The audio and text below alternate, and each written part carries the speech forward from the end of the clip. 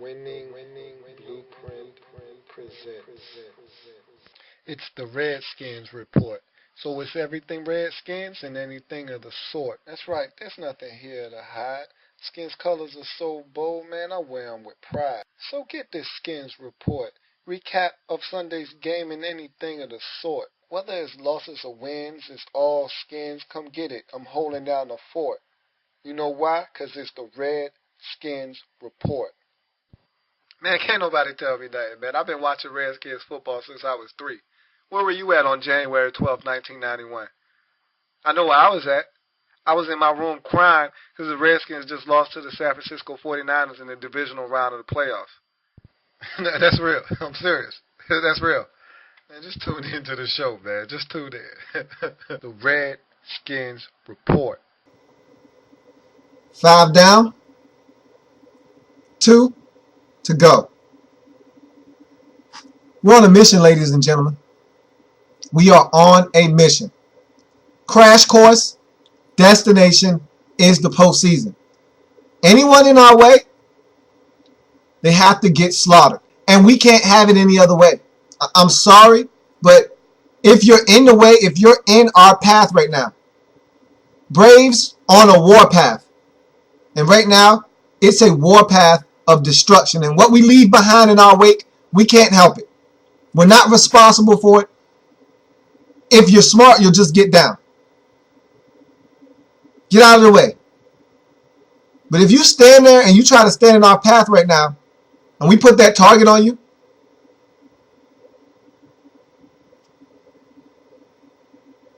bullseye. You're done. We are hot right now on offense. It's a beautiful thing to watch. And before I even get into the show and start going off about this and that, welcome. This is the Redskins Report. I'm your host, Lou. Thank you for joining me. This is the Week 16 edition. And what a beautiful program it is. I'm donning the burgundy and gold, which means, again, we got it done. And also what that means is the next matchup is even bigger than the last. And I keep saying it, and I'll continue to say it.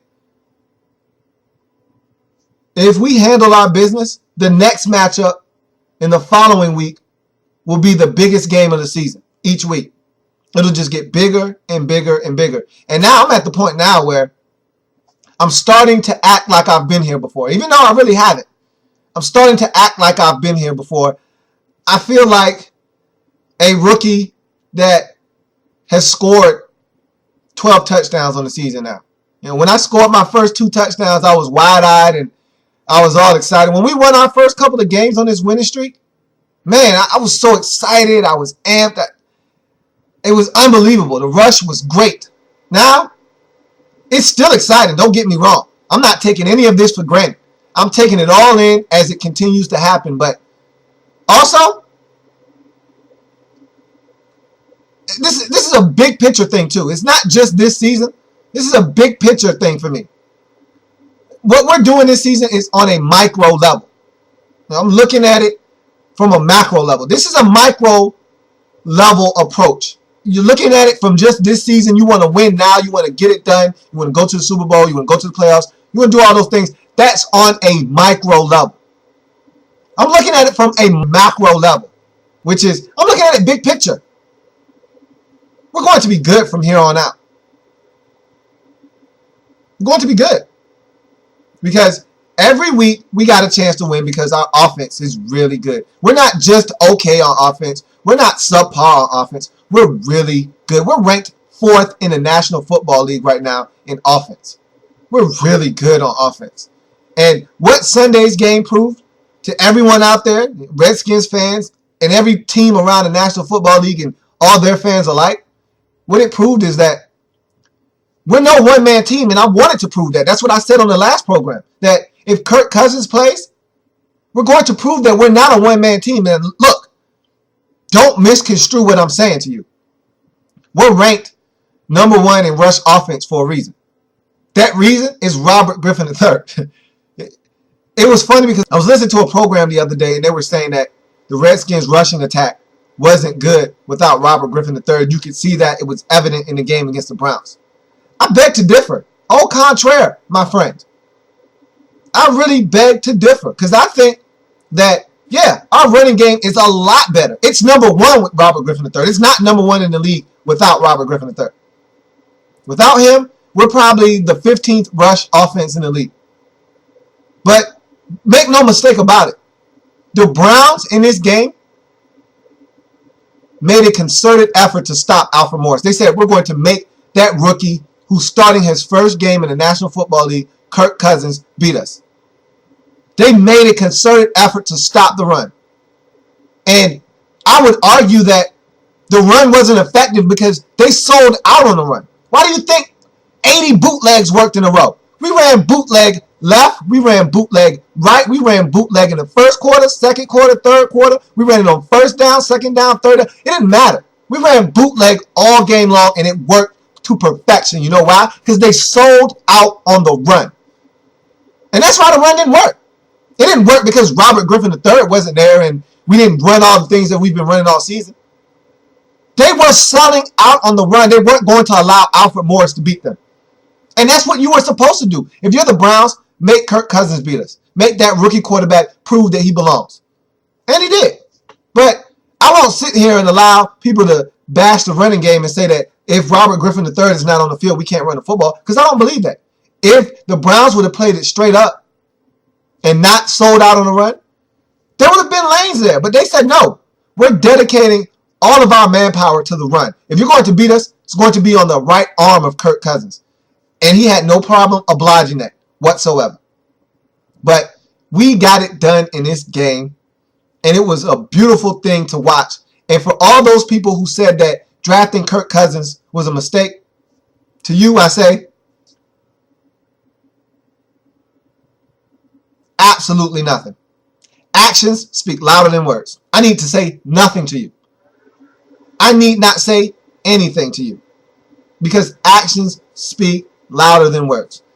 I was screaming from the rooftops when I did the lab reports about everyone who was against that move to get Kirk Cousins. What's the big deal? You need a backup in this league. You know, Rex Grossman, he's nice. He's okay. But he's not the long-term solution at the backup position for this team moving forward. You want a real backup. You want a real guy that you can put in the game and say, hey, he's going to get it done for us. Not for 1 second did I believe that Kirk Cousins wasn't going to get it done. And I said that on the Browns preview show last week. I thought he was going to get it done. I said, no matter who, that's why I didn't spend a lot of time on it.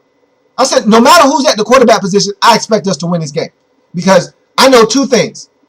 One, Kirk Cousins was a great quarterback. Not a good, not a solid. He was a great quarterback in college. A lot of people had him high on their draft boards before his senior season, before his junior season. Kirk Cousins was one of the best college prospects in all of the country in his sophomore and junior seasons. He had some up and down games, and so his stock kind of dropped, and then some guys kind of emerged and pushed him from the forefront kind of to the backdrop a little bit. But he was still playing ball out there at Michigan State. So I knew one thing. He's a baller. He can get it done. And number two, I knew the Browns don't like to score a lot of points. They were going to stop somewhere around 20. 21 and back. I said, look, if we get this thing into the 20s, late 20s, early 30s, I didn't expect us to go way into the 30s and approach the 40s. I didn't expect that, but I said if we get this game out of reach, we'll win. And we'll win comfortably because the Browns, they have limitations. And they get to a certain point, and then they stop scoring. They can't score anymore. And it happened to them earlier in the season against the Giants. Remember, they jumped out to a 14-0 lead against the Giants, and they were hitting bombs, and the Giants were on the ropes. And then the Giants said, oh, okay, so you want to turn this into a shootout? Okay, I'll be right back. Let me go get my guns. I'll be right back. Then the Giants went and got their high auxiliary firepower, started revving it up, and then the Browns said, whoa. Wait a minute. We didn't know it was going to turn into that kind of gunfight. We didn't sign up for that. We were just going to make a little noise and then get out of here. The Giants said, no. You started it. We're going to finish it. The Giants ran off about 40-something points. The Browns couldn't keep pace. They stopped somewhere in the 20s, and the game was over. And I said, we can do the same thing. Now, I didn't expect us to go and score 38. But I said if we could get 27, 30, 33, something around there, we'll win this game. Because the Browns aren't leaving the low 20s, high teens. That's where they're comfortable. That's their comfort zone. And so once we got to 27 and we got to 31 and we got to 34, yeah, we just left them off at the bus stop. We just dropped them off. They're not coming for the ride. And that's when I knew we had this one. But let's get into this game. Let's talk about what transpired on Sunday that allowed us to get the win against the Browns, get to 8-6 on the season, and put ourselves in first place in the NFC East. Doesn't that sound good to say? Doesn't that sound good? I mean, that's just like music to my ears. First place in the NFC East. When's the last time that we went into Week 16 first place in the NFC East? I don't know when the last time was. I'm not even going to try to remember when the last time was. I'm just going to enjoy now. I'm in the here, I'm in the now, and we are in first place in the NFC East. I don't care about anybody else. I don't care about the Cowboys. I don't care about the Giants. Because you know why? If we win out, if we take care of our business, guess what? Guess who wins the NFC East? That's right. These guys right here. So we don't need to worry about anybody else. We just need to take care of our own business. Handle our business. Tunnel vision. That's what it's called right now. Tunnel vision. The next opponent in our way, Philadelphia Eagles. So we need to have tunnel vision. Let's cover this Browns game. Put a bow on this. Wrap it up. And then enjoy it for a couple more days. And then move on. Because as we all know, we got more work to do. Our work is long from finished. We have a lot of work to do. But let's finish this game up. Put a bow on it. Enjoy this one. Let it savor for just another day or two, and then move on. But let's talk about the Browns game. So, of course, we got the ball first. You know how I feel about that. I'm not going to go into a rant about it. We got the ball first. So, my thing is always, if we get the ball first, let's make something of it. I don't like getting it first. I much prefer to get it after the half. But if we're going to get it first, let's do something with it. Like we did against Baltimore. We're going to get it first. Let's make them pay for giving it to us first. We weren't able to do that. We end up having to punt. We got 5 on first down. This is frustrating. I hate when we do things like this. We get 5 on first down with Alfred Morris. On second down and 5, we get a false start penalty. Can't have those things happen. All of a sudden, you're second and 5, which is second and manageable. The whole playbook is open to you now. It's second and 10. And if you decide to run it again, and this time you only get 2, now it's third and 8. Now it's third and long, which is exactly what we did. We ran it. We got maybe 1 or 2 yards this time. And it was third and 8, third and 7, third and 6, something like that. We didn't pick it up. Got a punt. And those are the kinds of things that are thorns in my side. I can't stand it. They're pet peeves. And we can't have those things moving forward. But when you get into postseason and you're playing good teams, you don't get away with things like that. You punt footballs and have possessions stopped by penalties, you're going to lose games against good teams. Can't have that. So that was frustrating early on, but I digress. We move on. We go into punting the football to the Browns. They get the football. They do the same thing we did. They get in a third and manageable situation. Then they get a penalty. They get a false start just like we did. Now it's third and long. They end up having to punt. So both teams did the same thing on their first possession. So we get the football back. Now most of you guys out there can't tell me that you weren't nervous when you saw Kirk Cousins on our second possession throw that interception. I wasn't nervous. I can honestly say that. Now, I'm a nervous wreck during the games. And I'm always thinking the worst. I'm a glass half full guy most times than not. But when it comes to matters of the Redskins, I'm pessimistic because they've trained me to be that way. I always think the worst first and then work my way towards positive thoughts. So I was actually calm. I felt really good about Kirk Cousins in this game. Even though he started off with that pick, I said, it's okay, Kirk. Shake it off. I was in the same thought process as Mike Martz was, which was settle him down, get on the sideline, guys, talk to him, get him mentally prepared to go back in the game and do work. And I thought that was a great throw on the pick, actually. Like Mike Martz said, I thought that Pierre Garçon let that defender, Sheldon Brown, cut in front of him, and he ran the route. Sheldon Brown ran the route better than Pierre Garçon did. And so he jumped in front of it, deflected it. It was picked off by T.J. Ward, and so the Browns were in business. And all we could hope for at that point was getting a stop, forcing them to kick a field goal. Couldn't do that. Trent Richardson, I told you, he's a strong, strong man. Now, I'm not sold on him as a great back. I think that he was drafted way too high, because if you're drafting a running back that high in the draft, he needs to be a game changer like Adrian Peterson. He needs to be a game changer like Chris Johnson, a guy that at moment's notice can take it 84 yards. Trent Richardson isn't outrunning anyone's defense and running for 84 yards on any given play. He'll break 5 tackles in one play.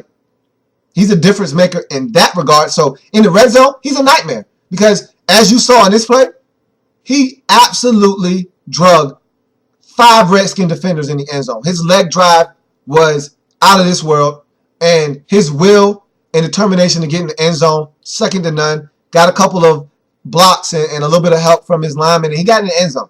And that was all on the strength of him refusing to go down. And so they go up 7-0 in the game. And again, I never panicked. I was cool, calm, and collected. Normally, I'm a nervous wreck, especially when you get Kirk Cousins. When he came in against the Falcons, I was a nervous wreck. I knew he was going to turn the ball over. I knew it. I had no confidence Kirk Cousins was going to help us win the game against the Falcons.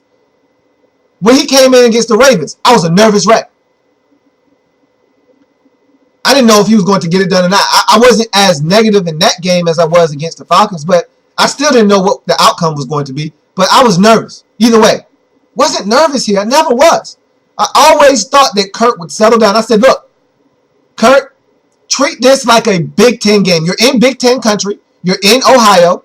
Treat this game like you're back at Michigan State and you're playing against Ohio State. He said, yeah, I do remember those days. Those were good times. This does feel familiar to me. That's exactly what I'll do. I'll treat this like a Big Ten game. And that's what he did. After the interception, I had that talk with Kirk, and he said, I got it. This is just like I was back at Michigan State. That's Ohio State across the line of scrimmage from me. That coach over there, that's not Pat Shermer. That's Jim Tressel. And that's Ohio State. Those are the Buckeyes, and I'm going to beat them. I'm going to end the national championship hopes for the Ohio State Buckeyes. And that's what I told Kirk to do, man. Just go have fun. Go back to your college days and have fun. And that's what he did. And after that interception, it could have got ugly. And he went out and had fun, but it could have got ugly. Because if this was Rex Grossman, I'll give you an example of why he's so much better than Rex. And it's the simple things. Nothing major, it's the simple things. He gets smashed on third down on the next possession by Jabal Shear. I mean, absolutely destroyed. I don't know how he didn't fumble this football.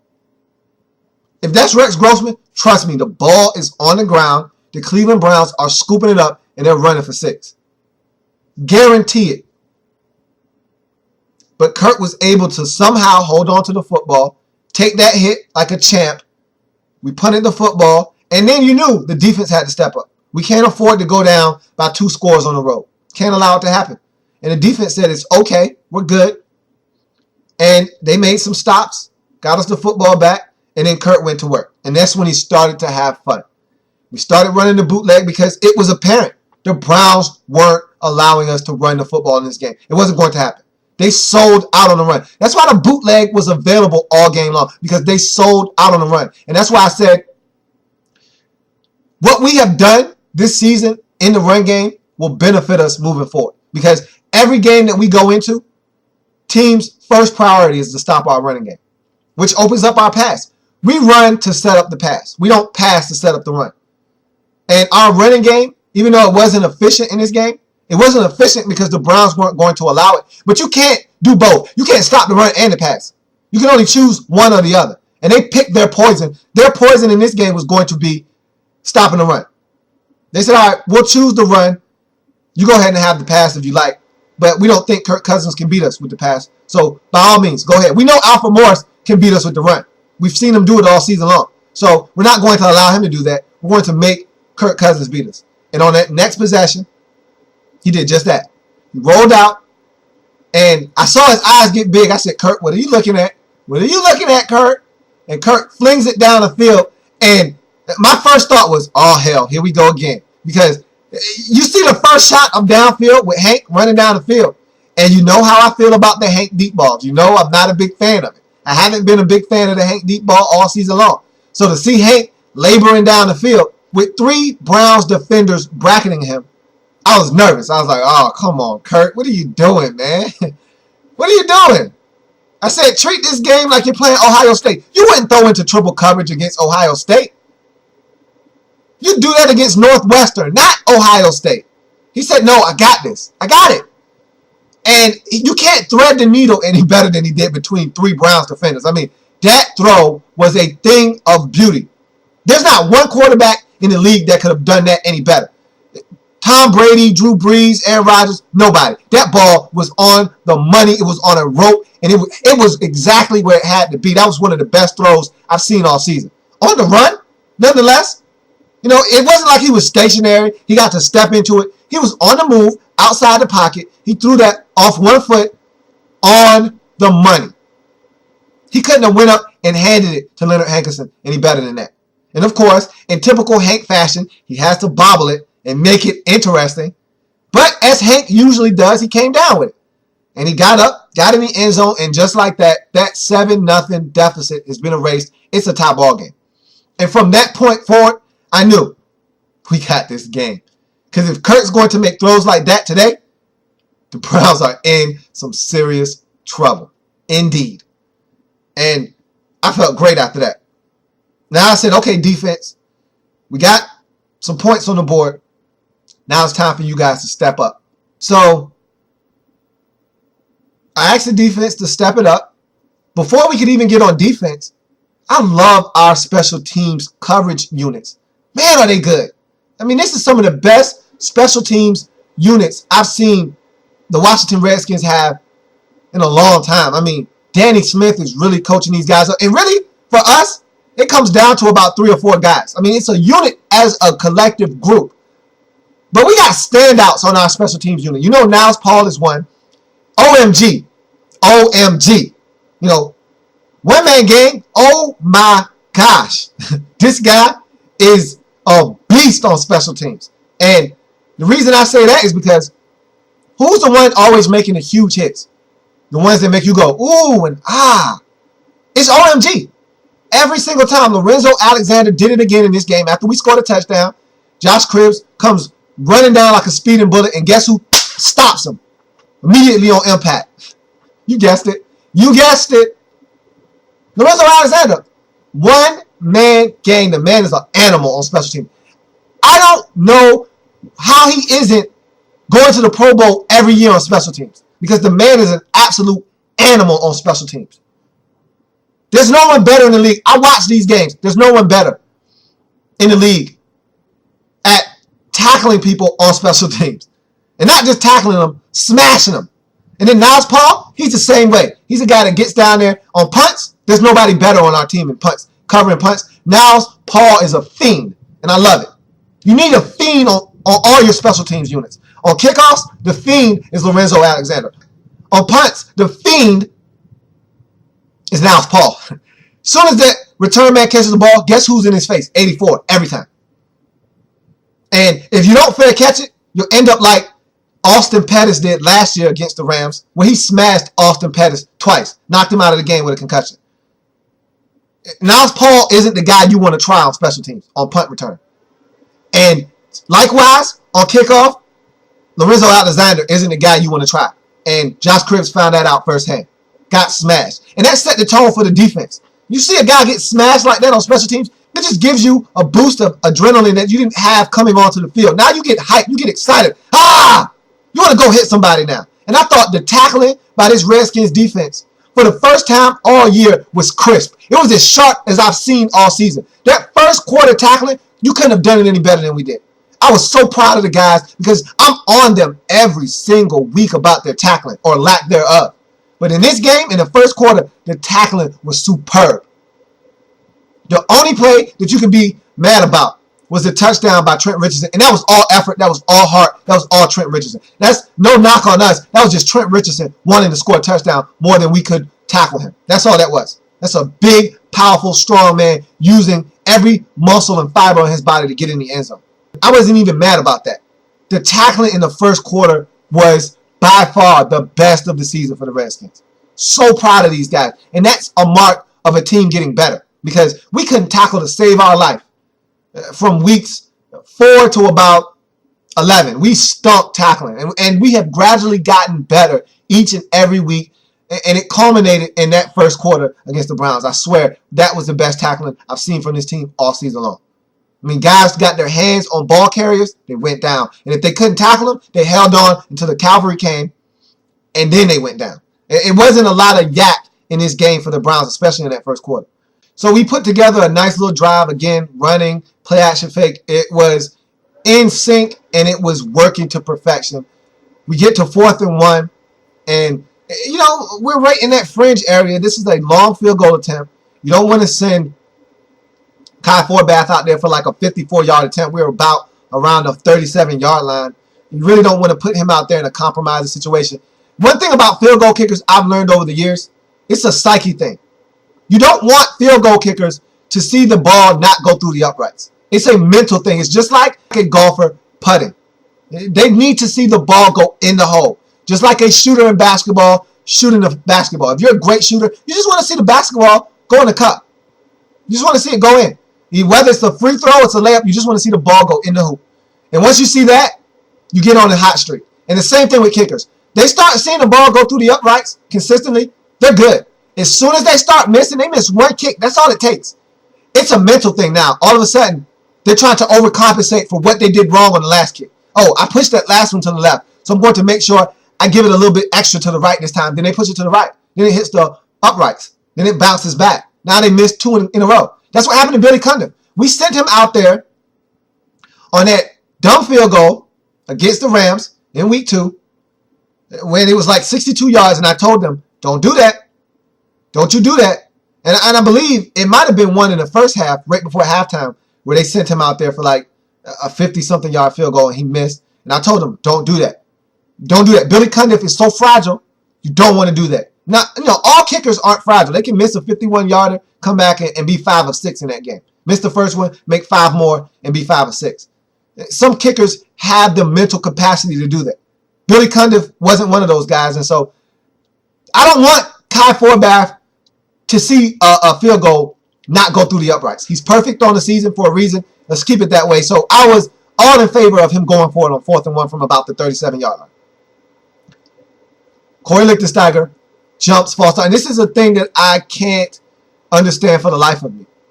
And this is one thing that I don't have a lot of tolerance for. If you burn a timeout to discuss whether you're going to go for it or not, and you decide to go for it, please don't come out and don't execute. If it's one thing, if the defense just has a great play called and you don't have a chance to get the play executed the way you want, you're just out executed.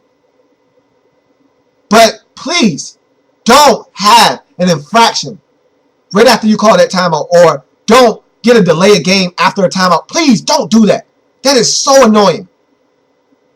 Please don't do that. And that's what we did in this game. Corey Lichtensteiger, after the timeout has been used, jumps, false start. Now we don't even have a chance to go for it on 4th down. We got to punt.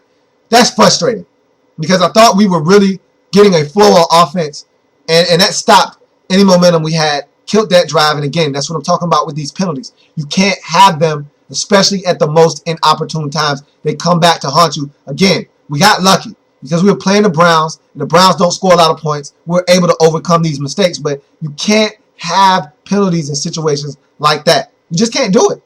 Good teams don't jump false start on 4th and 1 after you call the timeout and you know exactly what you want to do. You know the cadence. You know the snap count. Why are you jumping? Frustrating. But nonetheless, we punt. And then what makes it even worse, Sam Rocca just jacks it into the end zone. So that's a bad punt. It's a terrible punt because now that's a net of about 20 yards. Essentially is what it is.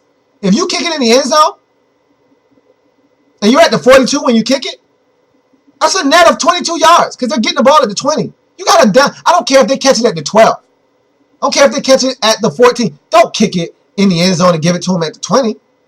First of all, make them catch it. You never know if they're going to drop it. You don't know what's going to happen. It could be windy out there. Wind could be playing tricks on them. They drop the ball, muff it, we get the ball. Make them catch it. Make them field the punt. That's number one. And number two, you don't kick it in the end zone. That's a waste of a punt. A terrible kick by Sam Rocca. So that whole end of that possession, I was a little bit upset about that. I was perturbed. Nonetheless, the defense gets the Browns off the field. Brandon Weeden struggled in this game because I think he was a little bit tentative. And I thought Mike Martz did a great job of pointing that out. I've been watching Brandon Weeden all season long as he is a member of the NFL starting five. I chronicle those guys, have been all season long. And so I've been watching Brandon Weeden very closely. And he's not afraid. I think Mike Martz thinks he's afraid. He's not afraid. I just think that he's a bit gun-shy in certain instances. He's a guy that he didn't always trust his eyes. And so he might think that a guy's open. He might see that a guy's open, but he's not sure. And he doesn't want to cut it loose. And in this league, if you see it, you trust it, you let it go. It can get you in trouble sometimes, but it can also prove to be the difference between you making a big play and taking a sack. And sometimes you just got to cut it loose. You see a guy running free, he's open, let it go. You can't wait till guys totally uncover in this league. That's what Jason Campbell used to do, and that's why he wasn't a good quarterback in the National Football League. That's why he's a backup right now, because Jason Campbell needs to see a guy uncovered totally to cut the football loose. In the NFL, it's a timing thing. If a guy's running a 12-yard dig route, once he gets to 10, you got to cut it loose and assume that he's going to win. He's going to run his route precisely, and you got to anticipate. You got to throw him open. And Weeden sometimes struggles with doing that. I'm not so sure that he's afraid to cut it loose as much as he's not trusting his eyes. And earlier in the season, he was making a lot of mistakes. And Mike Martz brought that up, and I think that's a great point. He was making mistakes, and so he didn't want to make those mistakes. I think the Browns coaching staff already told him that, look, we can't make as many mistakes as you were making earlier in the season. You got to be smarter with the football. And in his mind, being smarter with the football means being a lot more cautious. And when you're cautious, you don't make as many plays as you can on the football field. And he held on to the ball, and it really helped us in this game because it allowed us to get off the field. And some guys were open. There were some throws he could have made, but he elected to hold on to the ball a second longer or check it down, and that was to our benefit because we were tackling good in this football game. So we get them off the field, we get the football back, and we proceed to drive back down the field. And again, the bootleg is working to perfection. And the thing about it is that Kyle is starting to call bootlegs on first down. He's not being shy or bashful about it at all. We're coming out on first down, and we're coming out with bootlegs. We're going away from the run on first down, and it's really throwing a wrench in the Cleveland Browns' plans because their plan was to stop us on first down on the run, stop us on second down, force us in third and long, and go after Kirk Cousins. Their plan was to stop us on first down running the football, make it second and long.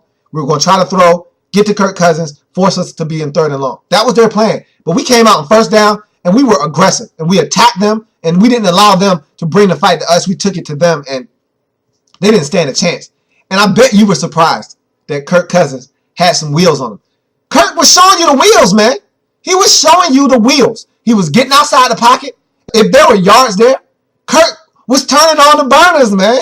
I was so proud of Kirk. He was tucking it, and he was running. Kirk got about 17 on one play. I'm like, okay, Kirk, I see you, buddy. Kirk was over there tucking. He had his little run on. Man, he looked like a white guy that was running with the football, and he was running fast. I loved it. There was no style to his run. It was a guy running as fast as he could, and he was running. I was so pleased with his athleticism, and I knew he was athletic. I saw it at Michigan State, but he reminded me just how athletic he is. He's very sneaky with his athleticism. He'll catch you off guard if you're not paying attention, and the Browns, they were caught off guard. They weren't expecting him to tuck it and run and be that fast, and so he prolonged some drives. He made some plays. We had the Pierre Garçon. It looked like a catch to me. We challenged that. We lost. I thought it was a catch. Pierre was adamant about it. I looked at it several times. It looked like his hand was under the ball, but the ruling on the field was not a catch. It was going to be hard to overturn it because there wasn't a definitive look that said, yeah, he caught that. His hands were under the ball. It didn't hit the ground. It didn't aid him in catching it. So we lost that challenge, and I was mad because that put us in third and long. That catch would have put us in great field position, and it would have been a first down. Instead, now it's third and long. And then Kirk makes maybe one of his best throws of the game. Nothing beats the Hankerson throw, but this one wasn't far behind. He's got Evan Royster going across the formation, across the field on a drag route, defender trailing him. Ball needs to be put on the money. And Royster not only is going away from him, but he's going up the field and away from him. And a feathery, soft touch.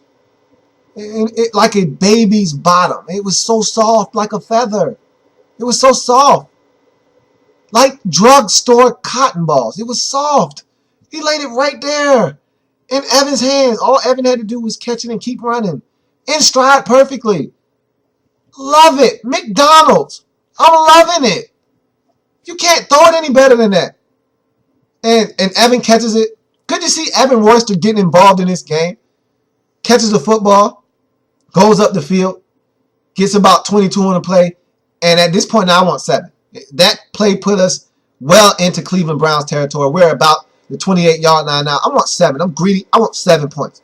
I feel like if we can get 7s instead of 3s in this game, we're going to run away from the Browns and they won't be able to catch us. But the drive bogs down. We're not able to get in the end zone. Got to settle for 3. Kyle Forbath knocks home a 44-yard field goal. And it's 10-7. Good to know that you get in field goal range, your kicker is going to knock it through. And we should all be so confident in Kai Forbath and what he's going to do when he comes onto the field. So, 10-7. I'm pleased that we've been able to run off 10 unanswered points and take the lead after trailing 7-0, but I wanted 7.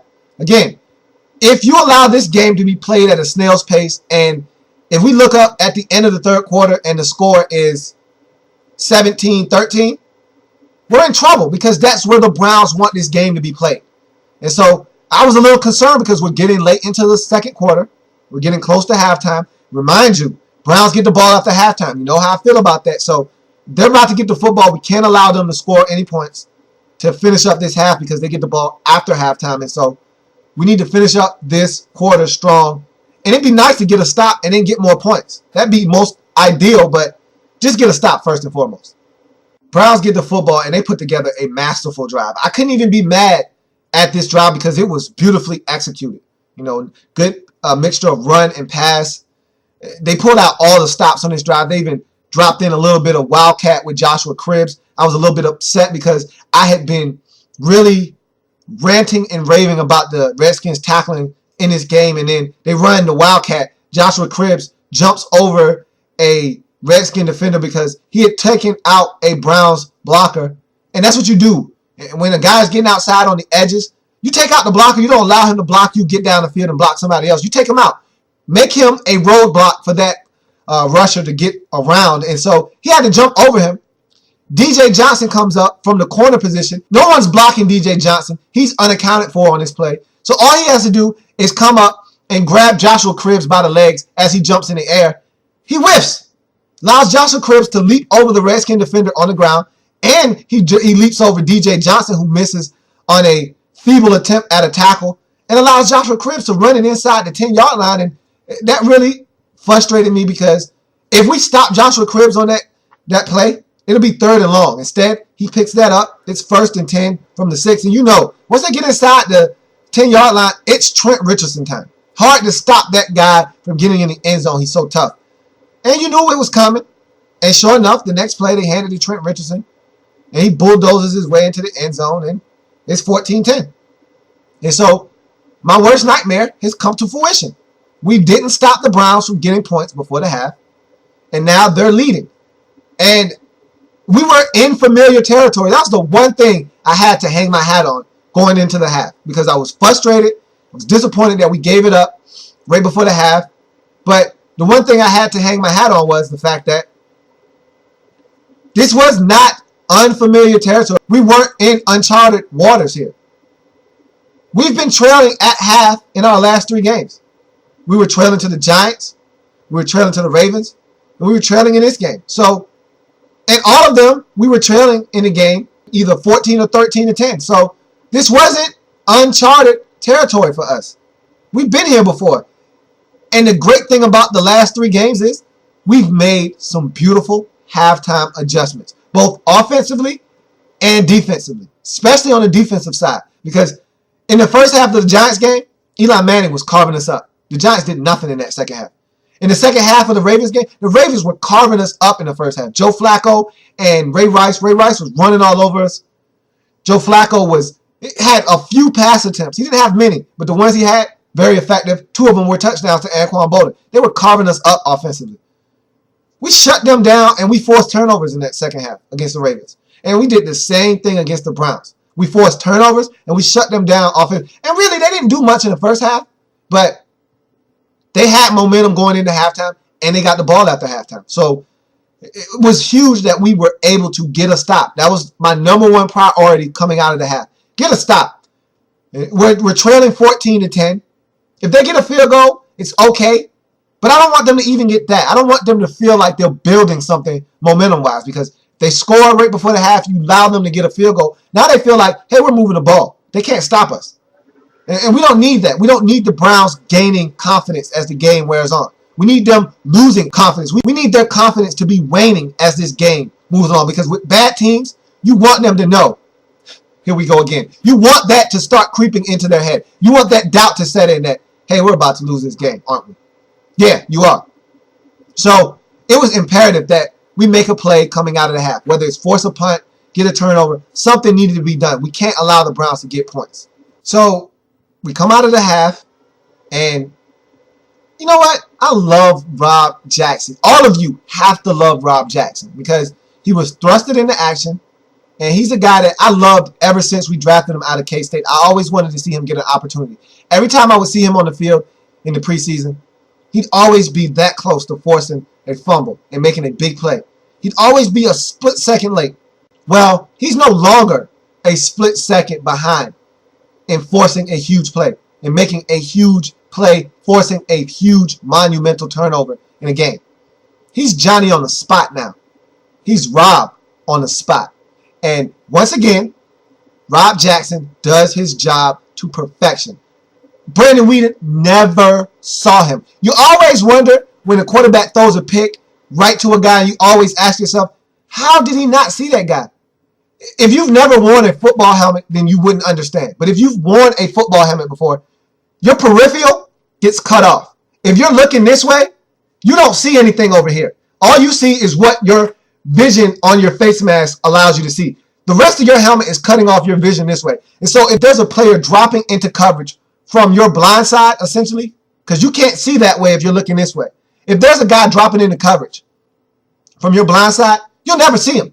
And if you work your way back that way, but never account for someone behind you, and you just throw the football, exactly what happened to Brandon Weeden can happen to anyone. And that's what happened. Rob Jackson dropped into coverage beautifully, right where he was supposed to be. Redskins were in zone coverage. He drops back off of the line, falls back into coverage right over the middle of the field.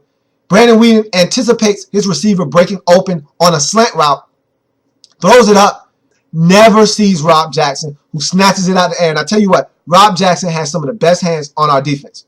I'd say D'Angelo Hall is 1. Rob Jackson is right behind him at number 2. He didn't drop the football. If it touches his hands, oh, best believe Rob is snatching it out the air. I mean, he's had 2 impressive picks this season. Eli Manning threw a dart right to him. Most guys don't catch that. He threw it with a lot of hot sauce on it. Rob snatched it right out the air. And this one had a lot of sauce on it too, and it was high. Rob had to go up and make a play, and he went up and he snatched the ball out the air. Rob makes plays. Last week, he forces the fumble against Joe Flacco. It really turned the game around for us. Rob's a playmaker, man. And I'll tell you one thing. I love Brian Orakpo. Brian Orakpo is not a playmaker. He doesn't catch interceptions. Rob Jackson does. And so I had someone, one of the viewers of this show that I really love talking to, that talks to me all the time. He asked me a question, and I'm going to pose it to you on another show. I don't want to take up a lot of time because, you know, I could babble about this all day long. I'm going to ask you about it on the next show. But he posed an interesting question, and I want to know what some of you guys feel about it. But Rob Jackson makes this play, puts us in position, sets us up for an Alfred Morris touchdown. He runs it in. We take the lead. That's exactly what we wanted. That's exactly what we needed to start this half. And that's the type of thing that a bad football team doesn't need to happen to them. Because now the Browns are thinking, oh, here we go again. And you can see the wheels starting to turn into motion for us to take control of this football game. We get a stop. After that interception occurs, we get a stop defensively. Ryan Kerrigan tips a pass on 3rd down. He had about 2 or 3 tips in this game. He was phenomenal coming off that edge, making sure that the Browns were never comfortable in the screen game because they tried a few screens.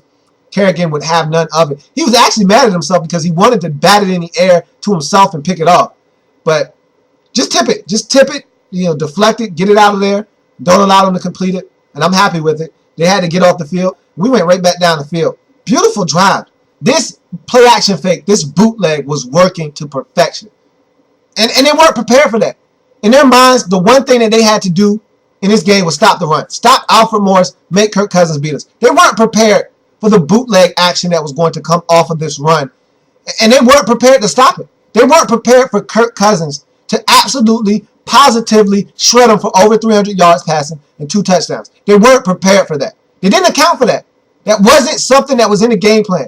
Where's that in the game plan, Coach? That wasn't in the game plan. The game plan was stop Alfred Morris in his rushing attack.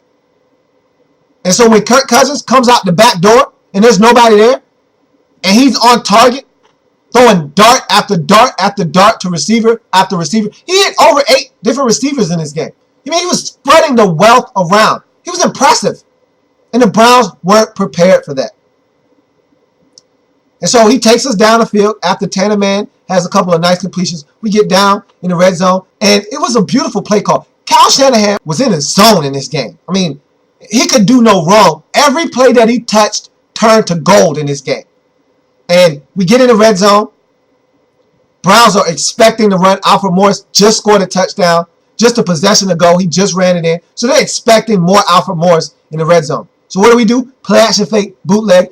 Got a beautiful little Hankerson in motion type play where he's on one side of the formation, comes across the formation. Defender right there in Kirk Cousins' face. No problem. Feathery touch over the top. Something that we didn't struggle with in this game. That's why Kerrigan was always able to deflect his passes. Because he was going on a straight line. Cousins was going over the top with the feathery touch. Right to Hankerson in the flats. No one over there in sight. Touchdown. Hank walks in. It's Hank time. That's 2 touchdowns for Hank in this game. After coming into this game with only 1, he's got 2 in this game. And so now we're up 24-14. And that's the danger zone. I knew the game was over at that point because I had told you on the preview for this game that 24 points, that's too rich for the Browns' blood. It's like playing poker. And everyone's pushing their chips to the middle of the table. And everyone, I'm all in. And the chips are right there and they're stockpiled really high. And the Browns look at that and say, that's too rich for my blood. I fold. That's how the Browns are when you start scoring 24, 27, 30 points. It's too much. They don't score those type of points. And so I knew once we got to 24, that's ball game. We got them. And just as I was ready to write the Browns off, I had already said, we got them. They're done. We got 24. They're not going to be able to keep pace. Whedon starts taking the Browns down the field. You know, he hits a couple of nice connections, a little bit of run after the catch, and they're in Redskins territory. And I told you on the preview for this game that Wheaton was going to give us 2 opportunities, at least 2 opportunities, to make a play on the football. Rob Jackson made his, and London Fletcher made his as well. Wheaton had a receiver open on the corner route. Now, London came, had zone coverage underneath that corner route, but if Wheaton puts 6 yards worth of air on that ball, he's got a completion. But instead, he underthrows it. For what reason, I don't know. He wasn't under any pressure on this play. No duress. He just underthrew it poorly. And London Fletcher was where he was supposed to be, when he was supposed to be there, and he made the play that he was supposed to make, caught the football, Redskins ball. And you knew at this point, we're hot on offense now. We can't be stopped. And you know the Browns are thinking to themselves, we're in trouble. We drive down the field, and right before the end of the third quarter, I thought this was a huge play, a huge third down conversion.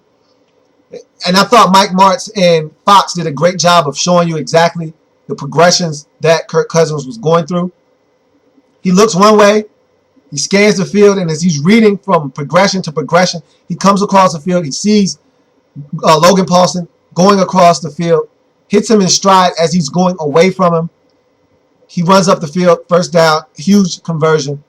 It was a beautiful drive, consistent of bootlegs, Kirk Cousins using his legs, sprinkling a little bit of Alfred Morris, and before you know it, we're back in the red zone. 4-yard touchdown run for Evan Royster. It's 31-14. You can rest comfortably. If you're a Redskins fan, go ahead, sit back, recline, put your feet up. We got this one. We're in the driver's seat. For some of you out there that are nervous, like I used to be, the next possession was not something that puts you at ease. We got him in 3rd and long. It's 3rd and 10. DJ Johnson is out wide against the Browns' fastest player in Travis Benjamin. One-on-one coverage. He got nosy. He's looking in the backfield. He's thinking that we're blitzing. We've been blitzing Whedon pretty effectively all day. He's going to have this pass come out quickly. I'm sitting on a 9, 10, 11-yard route. Well, Travis Benjamin ran a 9 route. Straight by him. DJ Johnson never stood a chance. He was beat, and I told you, Whedon doesn't miss the big ball. He didn't miss the deep ball often. He gets opportunities to hit it, and most times he's going to hit it. And he didn't miss. Hit Travis Benjamin in stride, and just like that, the one thing we couldn't have happen, I said in the preview, no cheapies. Nothing cheap, nothing deep. I said that in the preview. Can't have it. And sporting a 17-point lead, the only way the Browns are going to get back in the game in the 4th quarter with less than 12 minutes to go in the game, down 17, is if you give up big plays. You start giving up cheapies. You start giving up deep shots. And that was the one thing that we couldn't give up, and we gave it up. So now it's 31-21, and you're saying to yourself, all right, they got us. Let's continue to be aggressive. Don't take your foot off the gas pedal, though. This Browns team showed you that they can score in a heartbeat. Let's go back and get our touchdown back and put them away for good. And Kyle Shanahan and I were on the same page because first play, after they scored that touchdown, play action fake to Joshua Morgan. Wide open, hits him in stride, and Josh takes off for about a good 37 yards. Boom, just like that, we're back in the Browns territory. Again, another beautiful drive with great mixtures of pass and run. We get to 3rd down in about 7. We throw a wide receiver screen to Tanner, and it's set up beautifully. It's blocked well. Tanner's getting into the crease. He's about to pick up the 1st down. It's something that really is starting to bother me about Santana Moss. He puts the ball on the ground too much. Browns defender comes from behind, strips him. Luckily enough for us, as he had been all day long, Pierre Garçon was Johnny on the spot. He's right there in the right place, right time, falls on the fumble. Don't know how he was able to get it, but he got it. Retains possession for the Redskins. And that's how you know things are going good for us. That's how you know we're on a 5-game winning streak. Last year, that's a turnover. Browns get the football, they drive down, they score some points, and then it's a close ball game. Now we got to fight to win this football game. Instead, the breaks are going our way right now. We recover that fumble. A couple plays later, Alfred Morris is in the end zone. It's 38-21, and this game is over. And we ate up more clock. It's not a lot of time left, and we're up 17. And the Browns, like I told you before, they're not scoring a lot of points. They're at 21 right now. That's about as far as they're going to go in this game. We got it. And the only gripe I have at the end of this ball game, and I was pissed, I was steamed, is the fact that Mike Shanahan didn't take Alfred Morris out of this game. You got Evan Royster right there, standing next to you on the sideline. Put Evan Royster in the game. You don't give Alfred Morris meaningless carries at the end of a game when we got this thing sewn up. The man already has over 250 carries on the season. We ran him into the ground as it is. Why are you giving him meaningless carries at the end of a game and when we're just trying to run out the clock? You let Evan Royster suck up those carries. You let Darrell Young eat up those carries. Not Alfred Morris. Not our workhorse. Not our cowbell. He's already toted the rock enough for us this season. We got the game well in hand. It's over. We're running out the clock. You let somebody else take those carries. You don't let Alfred Morris take that kind of punishment at the end of the game. I was furious. I was screaming at the TV. Get him out of the game. What is he still doing in the game taking punishment? That's the only gripe and complaint I have in this game, is that we left Alfred Morris out there way too long. He should, after he scored that touchdown, he shouldn't have been on the field again once we got the ball offensively. He should have been done for the day. Pad should have been off, towel around his neck, talking to somebody. It should have been a preseason game for him after that. Not back in the game, taking punishment, picking up 2 yards, tough runs, taking more punishment. He's already done enough of that this season. Shame on Mike Shanahan. He knows better than that. I know Alfred Morris is a young man, and he can take it, but every hit he takes, every carry that he gets, it's wearing him down for the end of the season. And he didn't need more punishment. The guy runs hard enough. Put Evan Royster in there. Let him mop up those end-of-the-game carries. Disgraceful. I was pissed off about that. But other than that, everything the Redskins did in this game, no complaints about it. Was thrilled to see Kirk Cousins come out there and get it done. Loved the offense. And even more so, was impressed with the defense. Defense tackled well. Plays were made when the opportunities were afforded to them to make them, and they made them. And that's all you can ask for from this defense. Force turnovers. When we force turnovers on defense, we're a better team. We're a great team. And so, not a lot of complaints from me. That was the only one I had. You saw how passionate I got about that. I don't like Alfred Morris taking unnecessary, unjust, undue punishment. He didn't need to take those hits. He didn't need to take those last 5, 6, 7 carries of the ball game. Let Evan Royster clean that up. But Redskins get the win, 38-21. Giants got throttled on the road in Atlanta. So by virtue of that loss and our win, we're first place in the NFC East. How about that? Feels good. But we got a lot of work to do. I'm not going to sit here and celebrate and get all nostalgic and emotional about that win because we were supposed to beat the Browns. They're not a good team. We're a better team than them. We were supposed to beat them. We did what we were supposed to do. We got another one of these games where it's a little different because it's the division. It's the Eagles. We know what we got to do, but this one was a big win because it was the Browns. It's a team outside of the division, a team that had won 3 in a row. It was a trap game, and we didn't allow ourselves to be caught up. We went out and executed, did what we needed to do with a backup quarterback in Kirk Cousins that could start on some NFL teams, and we got it done. Feels good. Feels really good. Feels damn good. And I'm proud of the fellas. They got it done. And again, if not for Shanahan keeping Alfred Morris in the game at the end, I'd have no complaints. Thought everything, the play calling was excellent on both sides of the ball. We got the job done, 38-21. We're 8-6 now. And so go ahead and enjoy this one for a couple more days. Bask in the win. And then we got to move on to Philly. Got a big one on the road against a divisional opponent that will love nothing more than to wreck our season. Their season is done. They'd love nothing more than to wreck ours. They tried to do it to Dallas a couple weeks ago. They came damn close. They fell short. We can't allow them to feel like they're in this game. We need to blow them out. We need to take it to them early. We do that, the doubt will start to creep in, and they'll do exactly what the Browns did, which is fall apart and we'll win the football game. They did it on Thursday Night Football. They were in that game. They started to make mistakes. It started to snowball. It started to go downhill. They started to realize we're a 4-9 football team for a reason. And then it fell apart. That's what we need to have happen when we play them on Sunday. But that's for another episode. Enjoy this one. Enjoy this win. We'll be back later in the week to talk about that Eagles matchup. And I have a host of things that I want to get to on that next episode. But I thank you for joining me on the Week 16 edition of the Redskins Report.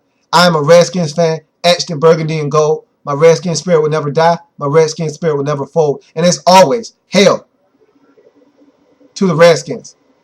Have a good one. Enjoy this one. See you later on in the week. The Redskins Report.